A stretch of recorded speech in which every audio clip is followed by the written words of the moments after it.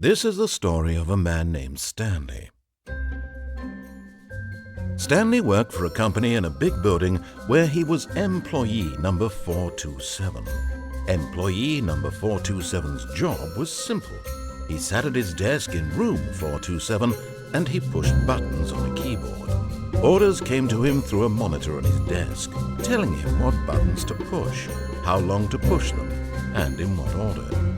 This is what employee 427 did every day of every month of every year. And although others might have considered it soul-rending, Stanley relished every moment that the orders came in, as though he had been made exactly for this job. And Stanley was happy. And then one day, something very peculiar happened. Something that would forever change Stanley. Something he would never quite forget. He had been at his desk for nearly an hour when he realized that not one single order had arrived on the monitor for him to follow. No one had showed up to give him instructions, call a meeting, or even say hi. Never in all his years at the company had this happened, this complete isolation. Something was very clearly wrong. Shocked, frozen solid, Stanley found himself unable to move for the longest time. But as he came to his wits and regained his senses, he got up from his desk and stepped out of his office.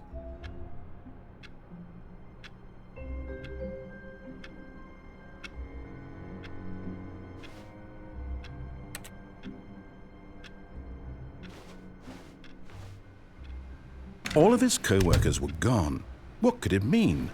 Stanley decided to go to the meeting room. Perhaps he had simply missed a memo. No matter how hard Stanley looked, he couldn't find a trace of his co-workers.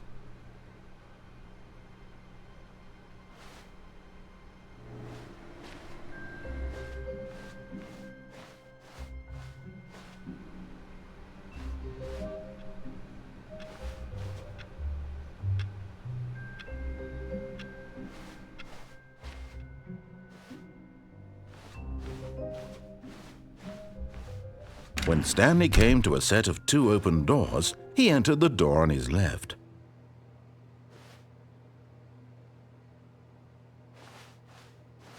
This was not the correct way to the meeting room, and Stanley knew it perfectly well. Perhaps he wanted to stop by the employee lounge first, just to admire it.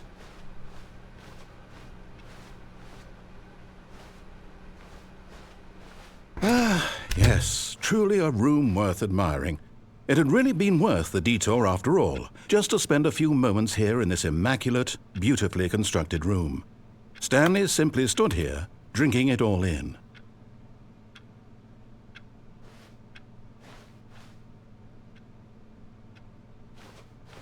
But eager to get back to business, Stanley took the first open door on his left.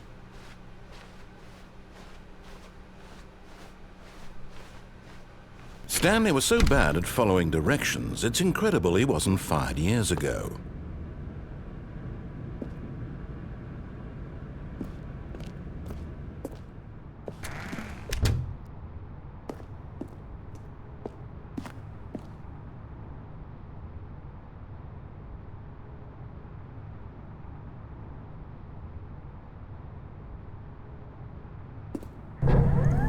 Look, Stanley, I think perhaps we've gotten off on the wrong foot here. I'm not your enemy, really, I'm not. I realize that investing your trust in someone else can be difficult, but the fact is that the story has been about nothing but you all. But in his eagerness to prove that he is in control of the story and no one gets to tell him what to do, Stanley leapt from the platform and plunged to his death. Good job, Stanley. Everyone thinks you are very powerful.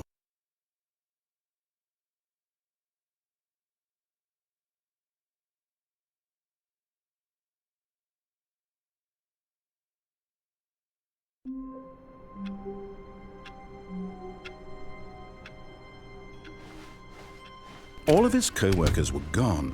What could it mean? Stanley decided to go to the meeting room. Perhaps he had simply missed a memo.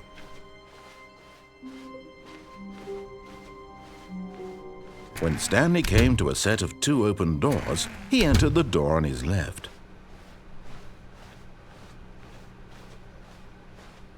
Yet there was not a single person here either. Feeling a wave of disbelief, Stanley decided to go up to his boss's office, hoping he might find an answer there.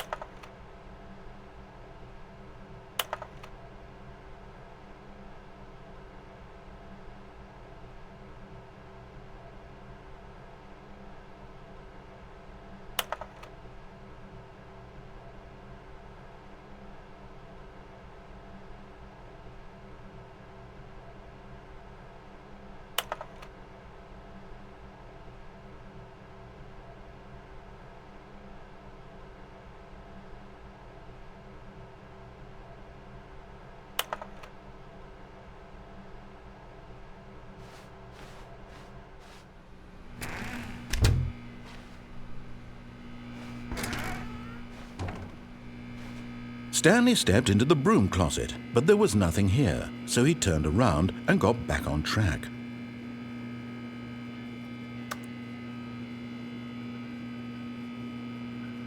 There was nothing here. No choice to make, no path to follow, just an empty broom closet. No reason to still be here.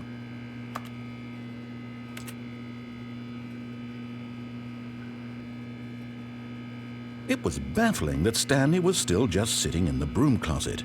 He wasn't even doing anything. At least if there was something to interact with, he'd be justified in some way. As it is, he's literally just standing there doing sweet FA.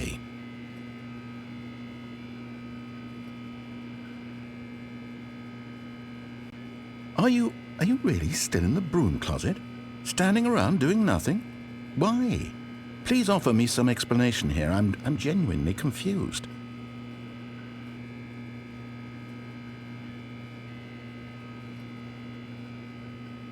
You do realize there's no choice or anything in here, right?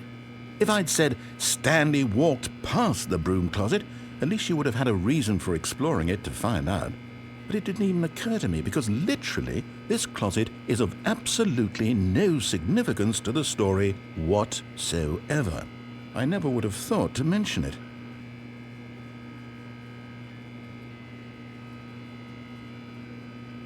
Maybe to you this is somehow its own branching path.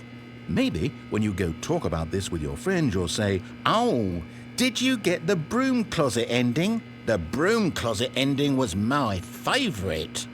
I hope your friends find this concerning.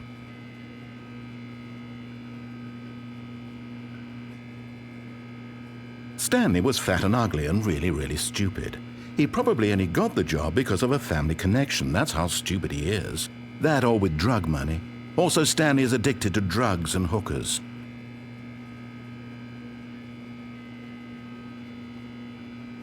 Well, I've come to a very definite conclusion about what's going on right now. You're dead. You got to this broom closet, explored it a bit, and were just about to leave because there's nothing here, when a physical malady of some sort shut down your central nervous system and you collapsed in front of your screen. Well, in a situation like this, the responsible thing is to alert someone nearby so as to ensure that your body is taken care of before it begins to decompose. Hello? Anyone who happens to be nearby? The person at this computer is dead.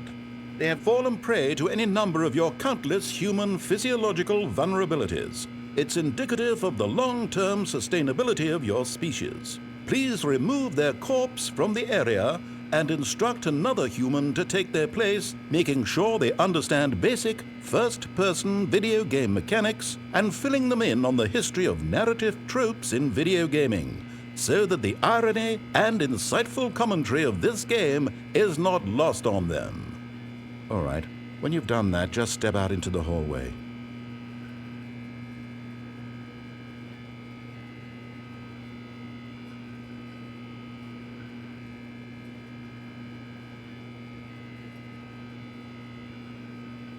Ah, second player, it's good to have you on board. I guarantee you can't do any worse than the person who came before. Coming to a staircase, Stanley walked upstairs to his boss's office.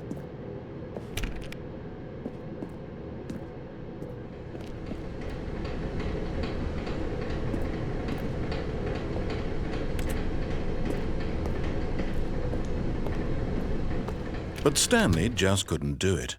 He considered the possibility of facing his boss. Admitting he had left his post during work hours, he might be fired for that. And in such a competitive economy, why had he taken that risk? All because he believed everyone had vanished? His boss would think he was crazy. And then something occurred to Stanley. Maybe, he thought to himself, maybe I am crazy. All of my co-workers blinking mysteriously out of existence in a single moment for no reason at all? None of it made any logical sense. And as Stanley pondered this, he began to make other strange observations.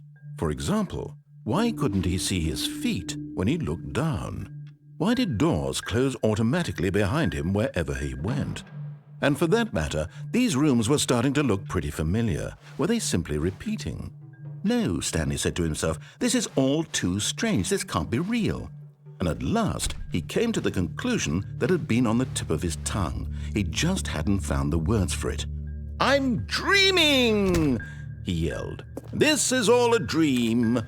Oh, what a relief Stanley felt to have finally found an answer, an explanation. His co-workers weren't actually gone. He wasn't going to lose his job. He wasn't crazy after all. And he thought to himself, I suppose I'll wake up soon. I'll have to go back to my boring real-life job pushing buttons. I may as well enjoy this while I'm still lucid. So, he imagined himself flying and began to gently float above the ground. Then he imagined himself soaring through space on a magical starfield, and it too appeared. It was so much fun, and Stanley marveled that he had still not woken up. How was he remaining so lucid? And then perhaps the strangest question of them all entered Stanley's head. One he was amazed he hadn't asked himself sooner. Why is there a voice in my head dictating everything that I'm doing and thinking? Now the voice was describing itself being considered by Stanley, who found it particularly strange. I'm dreaming about a voice describing me, thinking about how it's describing my thoughts, he thought.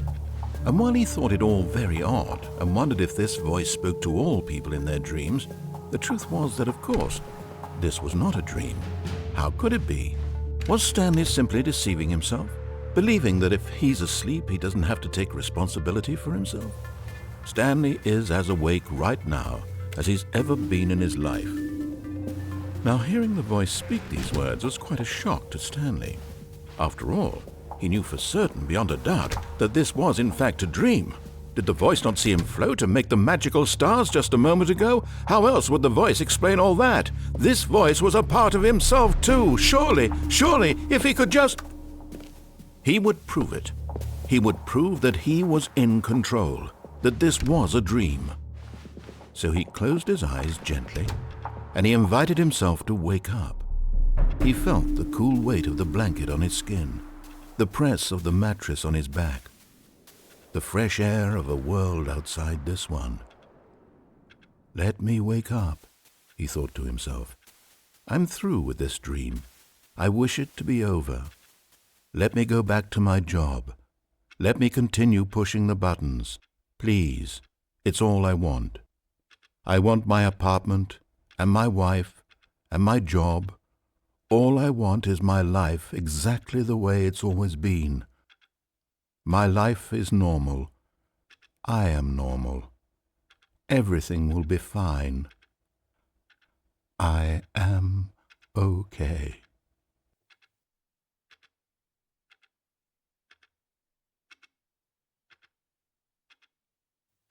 Stanley began screaming. "Please, someone, wake me up. My name is Stanley. I have a boss. I have an office. I am real. Please, just someone tell me I am real. I must be real. I must be. Can anyone hear my voice? Who am I? Who am I?" And everything went black.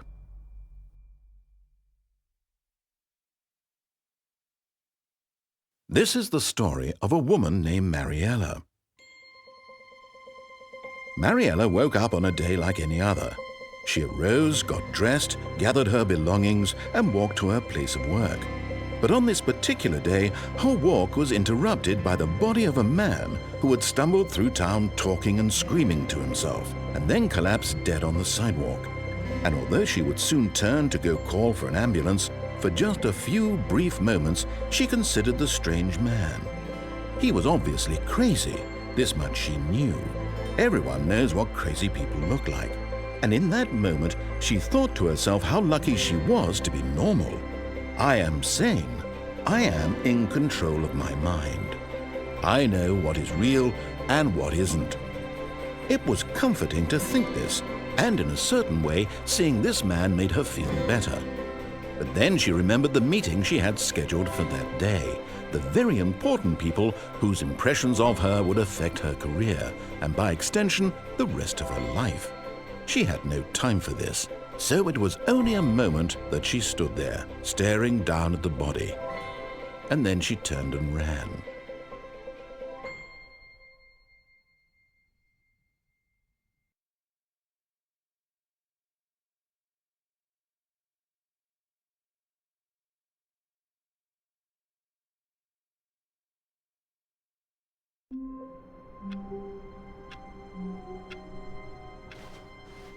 All of his co-workers were gone.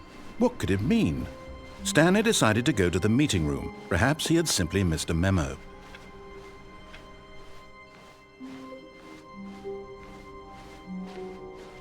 When Stanley came to a set of two open doors, this was not the correct way to the meeting room, and Stanley knew it perfectly well. Perhaps he wanted to stop by the employee lounge first, just to admire it. Wow, yes, this room. But eager to get back to business, Stanley took the first open door on his left.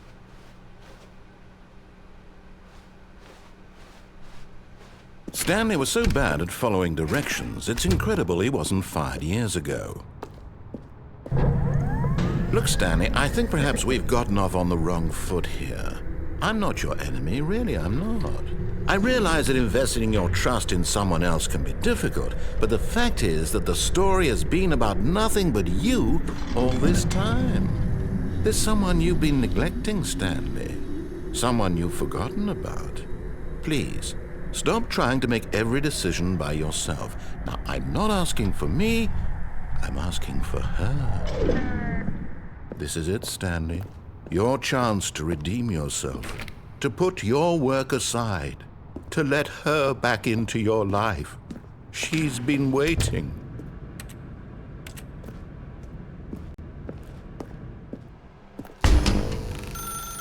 That's her, Stanley. You need to be the one to do this, to reach out to her. If you can truly place your faith in another, then pick up the phone.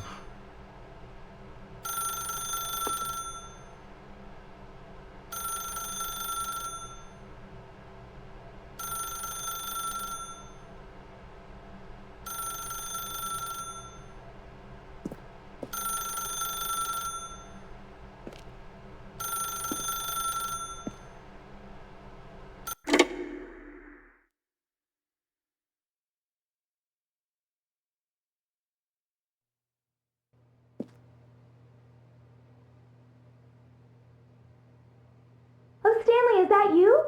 Hold on, sweetie. Sorry to keep you waiting. I'm just pulling the bread out of the oven. All right. Okay, there we go. All right, now, I want you to come in and tell me all about your day. Gotcha. Oh, come on. Did you actually think you had a loving wife who'd want to commit their life to you? I'm trying to make a point here, Stanley. I'm trying to get you to see something. Come inside. Let me show you what's really going on here. Sorry, but you're in my story now.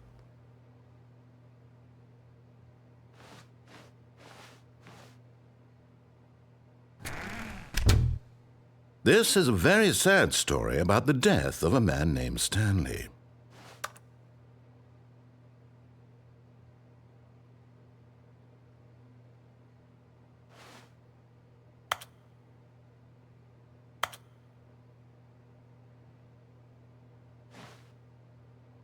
Stanley is quite a boring fellow. He has a job that demands nothing of him, and every button that he pushes is a reminder of the inconsequential nature of his existence. Look at him there, pushing buttons, doing exactly what he's told to do. Now he's pushing a button. Now he's eating lunch. Now he's going home. Now he's coming back to work. One might even feel sorry for him, except that he's chosen this life. But in his mind, he can go on fantastic adventures. From behind his desk, Stanley dreamed of wild expeditions into the unknown, fantastic discoveries of new lands. It was wonderful, and each day that he returned to work was a reminder that none of it would ever happen to him. And so he began to fantasize about his own job. First, he imagined that one day while at work, he stepped up from his desk to realize that all of his co-workers, his boss, everyone in the building had suddenly vanished off the face of the earth. The thought excited him terribly.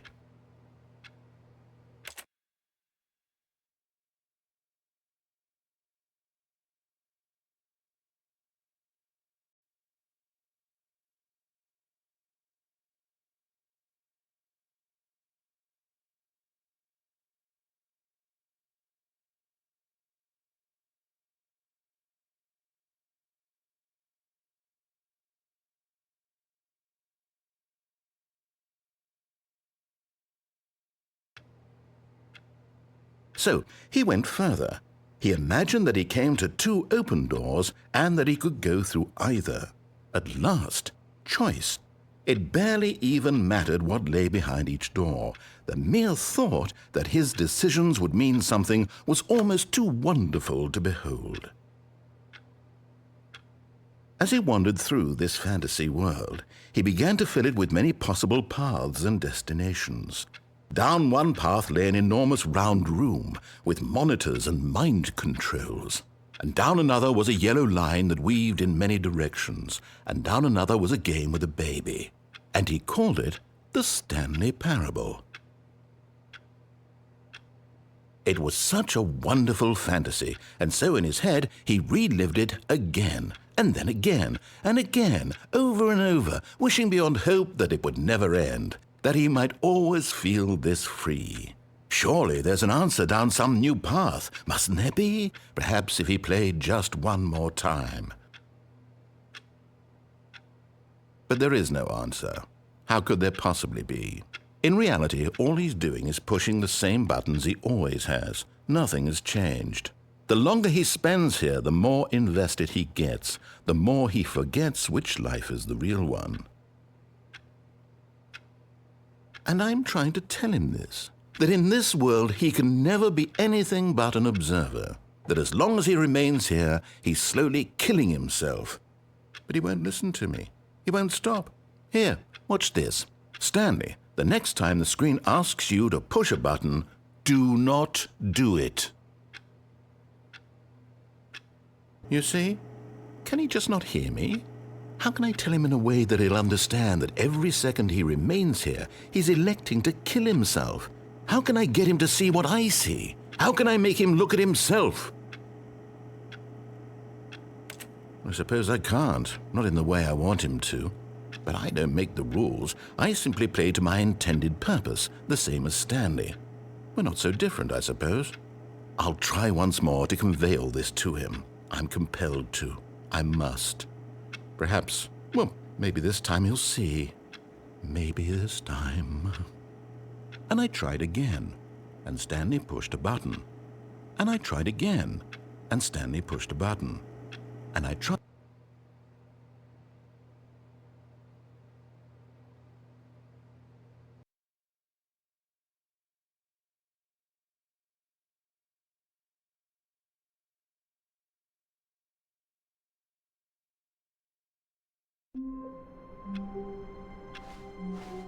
All of his co-workers were gone.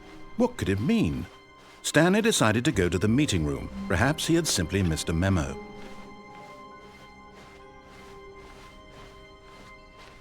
When Stanley came to a set of 2 open doors, he entered the door on his left. Yet there was not a single person here either. Feeling a wave of disbelief, Stanley decided to go up to his boss's office. Coming to a staircase, Stanley walked upstairs to his boss's office.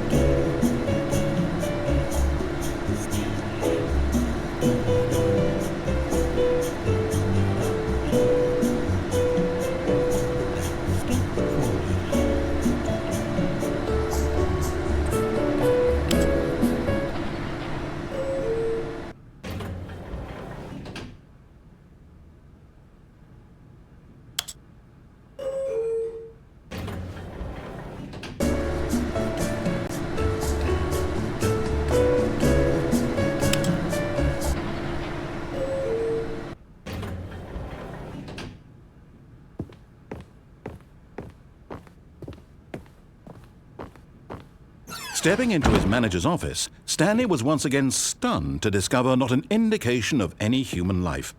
Shocked, unraveled, Stanley wondered in disbelief who orchestrated this, what dark secret was being held from him. What he could not have known was that the keypad behind the boss's desk guarded the terrible truth that his boss had been keeping from him, and so the boss had assigned it an extra secret PIN number, 2845. But of course, Stanley couldn't possibly have known this.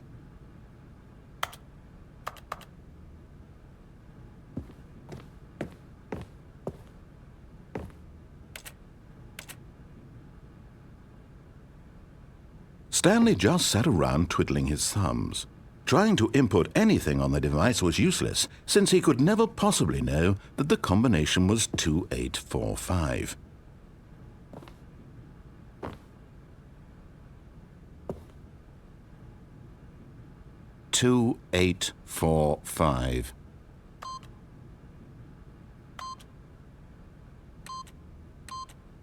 Yet incredibly, by simply pushing random buttons on the keypad, Stanley happened to input the correct code by sheer luck. Amazing! He stepped into the newly opened passageway.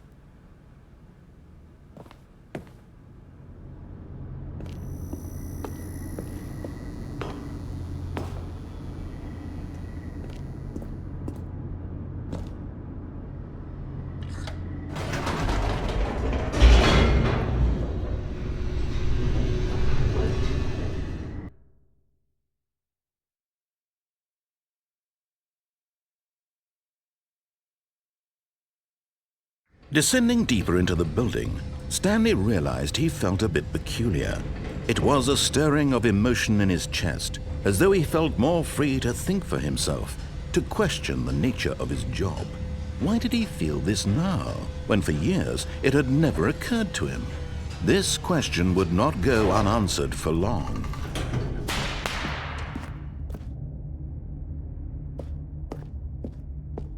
Stanley walked straight ahead through the large door that read Mind Control Facility.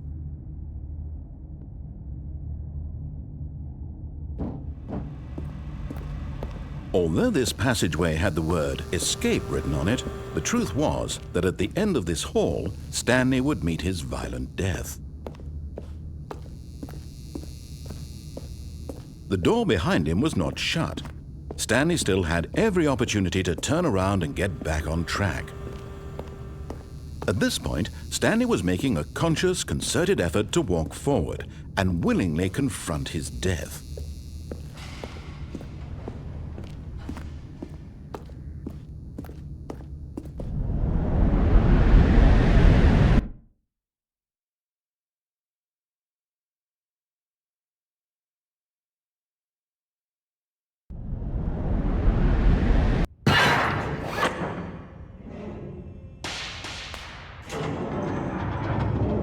As the machine whirred into motion and Stanley was inched closer and closer to his demise, he reflected that his life had been of no consequence whatsoever. Stanley can't see the bigger picture. He doesn't know the real story, trapped forever in his narrow vision of what this world is. Perhaps his death was of no great loss, like plucking the eyeballs from a blind man. And so he resigned and willingly accepted this violent end to his brief and shallow life. Farewell, Stanley.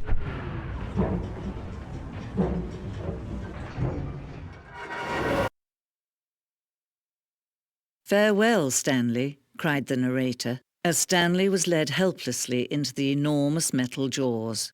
In a single visceral instant, Stanley was obliterated as the machine crushed every bone in his body, killing him instantly.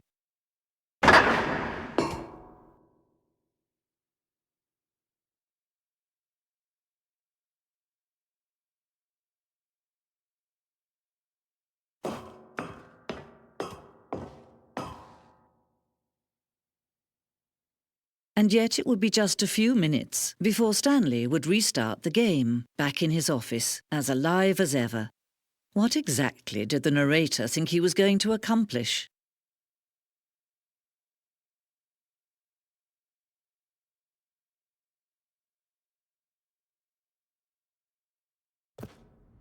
When every path you can walk has been created for you long in advance, death becomes meaningless, making life the same. Do you see now? Do you see that Stanley was already dead from the moment he hit start?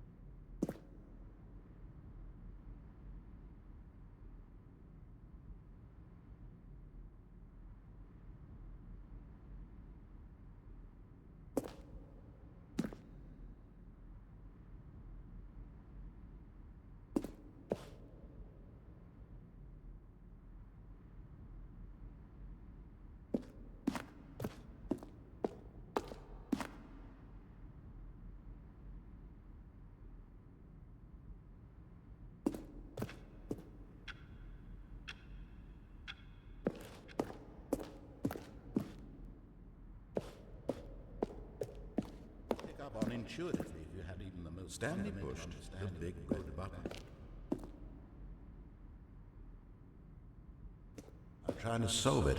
Here, I'm just going to make this easy on you.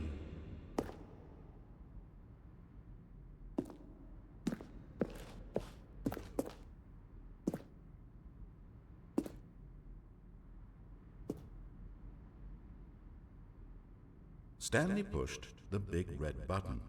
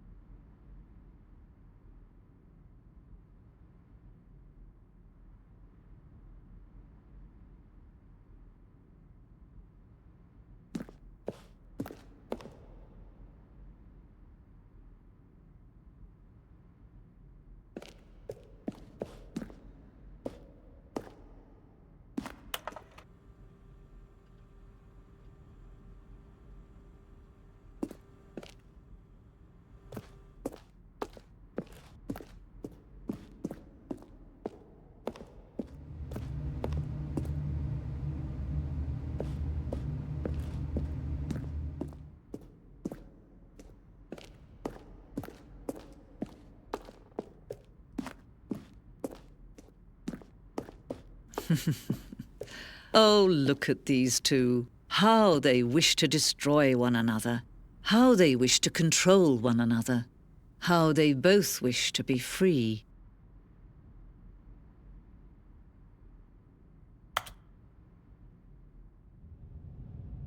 Can you see? Can you see how much they need one another? No, perhaps not. Sometimes these things cannot be seen. But listen to me. You can still save these two. You can stop the program before they both fail. Turn off your PlayStation. There's no other way to beat this game. As long as you move forward, you'll be walking someone else's path. Stop now and it'll be your only true choice. Whatever you do, choose it. Don't let time choose for you. Don't let...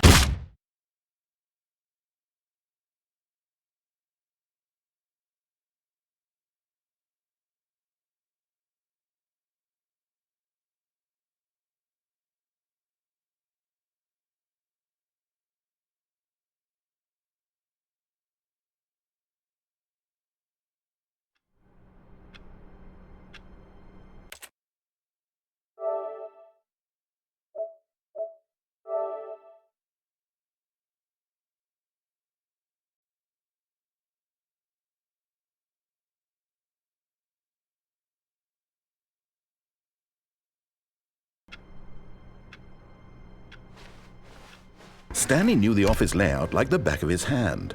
It was only a matter of time before he found the others, wherever they were. Just a matter of time.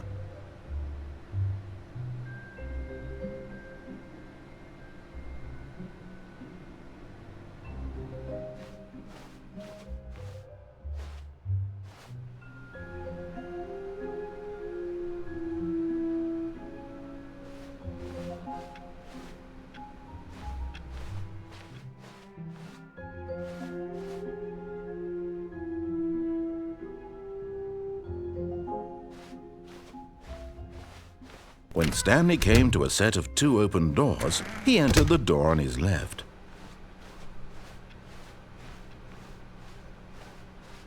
Yet there was not a single person here either. Feeling a wave of disbelief, Stanley decided to go up to his boss's office. Coming to a staircase, Stanley walked upstairs to his boss's office.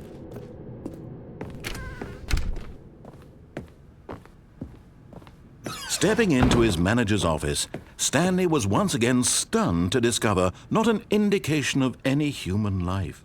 What could it mean? Stanley wondered aloud to nobody.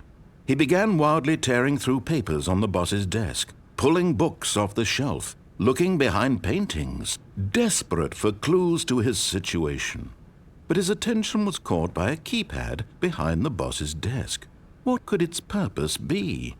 In fact, this keypad guarded the terrible secret that lay buried below his feet. And so the boss had assigned it an extra secret PIN number, 2845. But of course, Stanley couldn't possibly have known that. Yet incredibly, by simply pushing random buttons on the keypad, Stanley happened to input the correct code by sheer luck. Amazing! He stepped into the newly opened passageway.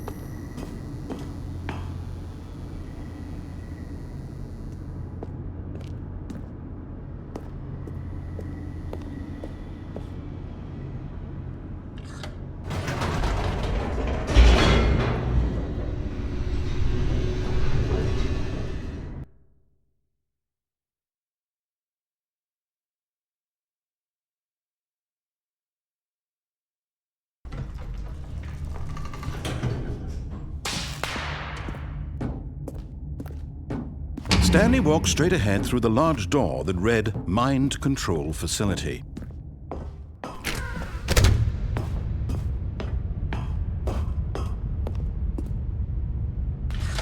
The lights rose on an enormous room packed with television screens. What horrible secret did this place hold? Stanley thought to himself. Did he have the strength to find out?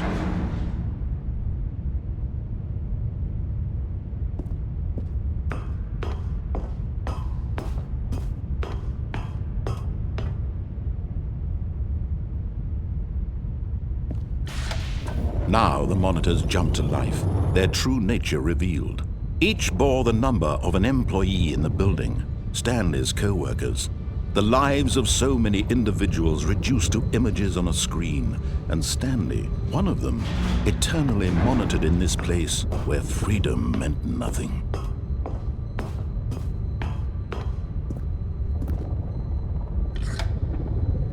This mind control facility, it was too horrible to believe. It couldn't be true. Had Stanley really been under someone's control all this time? Was this the only reason he was happy with his boring job? That his emotions had been manipulated to accept it blindly?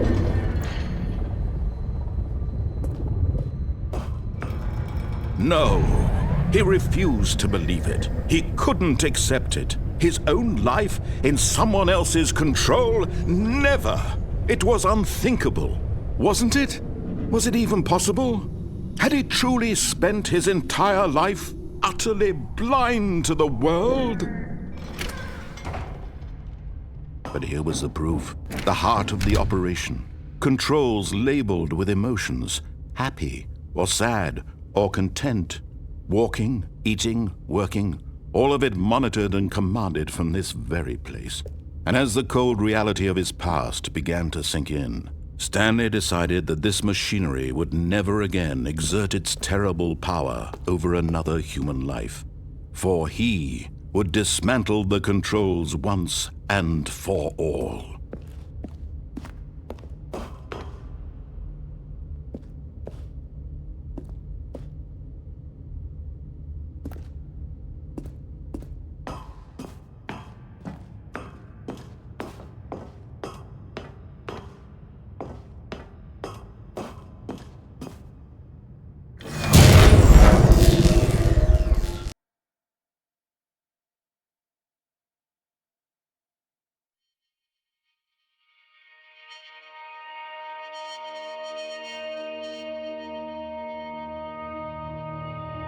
Blackness, and a rising chill of uncertainty. Was it over? Yes! He had won! He had defeated the machine, unshackled himself from someone else's command. Freedom was mere moments away. And yet, even as the immense door slowly opened, Stanley reflected on how many puzzles still lay unsolved. Where had his co-workers gone? How had he been freed from the machine's grasp? What other mysteries did this strange building hold? But as sunlight streamed into the chamber, he realized none of this mattered to him, for it was not knowledge or even power that he had been seeking, but happiness. Perhaps his goal had not been to understand, but to let go. No longer would anyone tell him where to go, what to do, or how to feel. Whatever life he lives, it will be his. And that was all he needed to know. It was perhaps the only thing worth knowing. Stanley stepped through the open door. Stanley felt the cool breeze upon his skin, the feeling of liberation, the immense possibility of the new path before him. This was exactly the way, right now, that things were meant to happen. And Stanley was happy.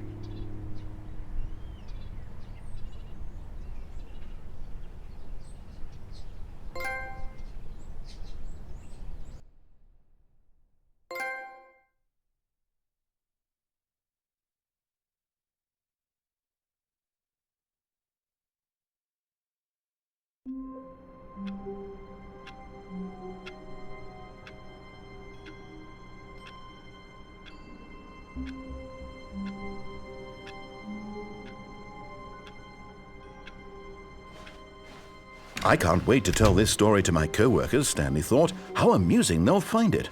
Oh, won't we all just laugh and laugh at the time I thought everyone had gone missing.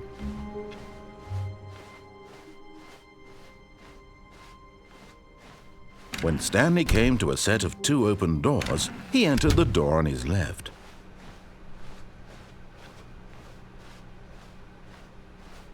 Yet there was not a single person here either.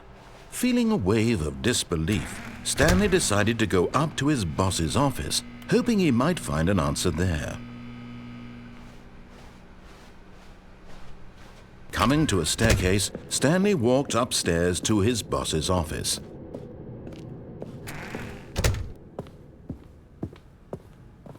The moment he entered his manager's office, Stanley froze in his tracks. Not a living soul anywhere. Could he really be all alone? This was too much. Stanley was in such a rush to get through the story as quickly as possible, he didn't even have a single minute to just let the narrator talk. That kind of anxiety isn't healthy, so he relaxed for a few moments with some calming New Age music.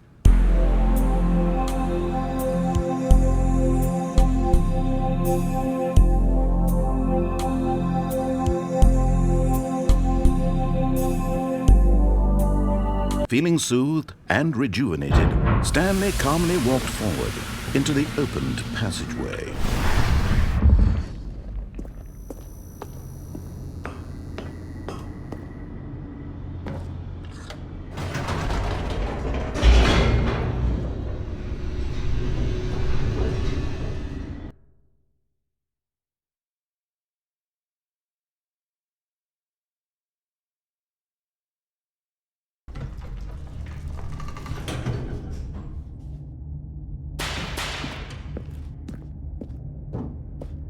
Stanley walked straight ahead through the large door that read Mind Control Facility.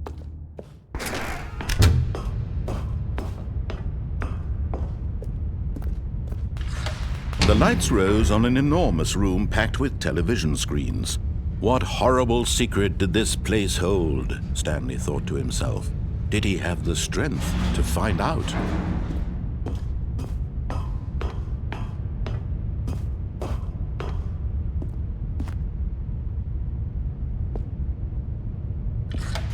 Now the monitors jumped to life, their true nature revealed. Each bore the number of an employee in the building, Stanley's co-workers.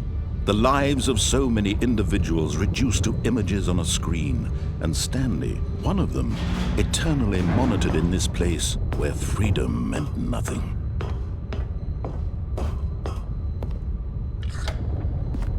This mind control facility, it was too horrible to believe. It couldn't be true. Had Stanley really been under someone's control all this time? Was this the only reason he was happy with his boring job? That his emotions had been manipulated to accept it blindly?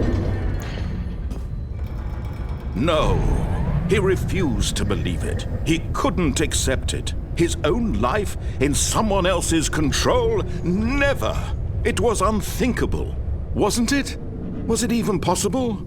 Had he truly spent his entire life utterly blind to the world? But here was the proof, the heart of the operation. Controls labeled with emotions, happy or sad or content. Walking, eating, working, all of it monitored and commanded from this very place. And as the cold reality of his past began to sink in, Stanley decided that this machinery would never again exert its terrible power over another human life, for he would dismantle the controls once and for all.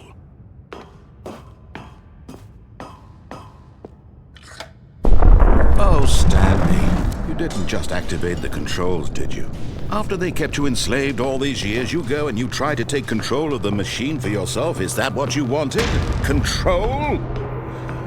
Oh, Stanley, I applaud your effort, I really do. But you need to understand, there's only so much that machine can do. You were supposed to let it go, turn the controls off, and leave. If you want to throw my story off track, you're going to have to do much better than that. I'm afraid you don't have nearly the power you think you do. For example, and I believe you'll find this pertinent, Stanley suddenly realized he had just initiated the network's emergency detonation system. In the event that this machine is activated without proper DNA identification, nuclear detonators are said to explode, eliminating the entire complex. How long until detonation then? Let's say, 2 minutes. Now this is making things a little more fun, isn't it, Stanley? It's your time to shine. You are the star. It's your story now. Shape it to your heart's desires. Oh, this is much better than what I had in mind. What a shame we have so little time left to enjoy it. Mere moments until the bomb goes off. But what precious moments each one of them is. More time to talk about you, about me, where we're going, what all this means. I barely know where to start. What's that? You'd like to know where your co-workers are? A moment of solace before you're obliterated? All right, I'm in a good mood. You're gonna die anyway. I'll tell you exactly what happened to them. I erased them. I turned off the machine. I set you free. Of course, that was merely in this instance of the story. Sometimes when I tell it, I simply let you sit there in your office forever, pushing buttons endlessly and then dying alone. Other times, I let the office sink into the ground, swallowing everyone inside, or I let it burn to a crisp. I have to say this, though, this version of events has been rather amusing. Watching you try to make sense of everything and take back the control wrested away from you, it's quite rich. I almost hate to see it go.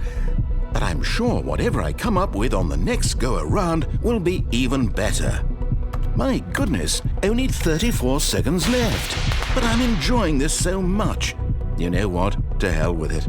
I'm going to put some extra time on the clock, why not? These are precious additional seconds, Stanley. Time doesn't grow on trees. Oh dear me, what's the matter, Stanley? Is it that you have no idea where you're going or what you're supposed to be doing right now? Or did you just assume when you saw that timer that something in this room was capable of turning it off? I mean, look at you. Running from button to button, screen to screen, clicking on every little thing in this room. These numbered buttons, no, these colored ones, or maybe this big red button, or this door. Everything, anything, something here will save me. Why would you think that, Stanley? That this video game can be beaten? Won? Solved? Do you have any idea what your purpose in this place is? Stanley, you're in for quite a disappointment. But here's a spoiler for you. That timer isn't a catalyst to keep the action moving along.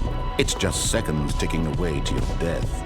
You're only still playing instead of watching a cutscene because I want to watch you for every moment that you're powerless. To see you made humble. This is not a challenge. It's a tragedy. You wanted to control this world, that's fine. But I'm going to destroy it first, so you can't. Take a look at the clock, Stanley. That's 30 seconds you have left to struggle. 30 seconds until a big boom and then nothing. No ending here, just you being blown to pieces. Will you cling desperately to your frail life, or will you let it go peacefully? Another choice. Make it count. Or don't. It's all the same to me, all a part of the joke. And believe me, I will be laughing at every second of your inevitable life from the moment we fade in until the moment I say, happily ever up.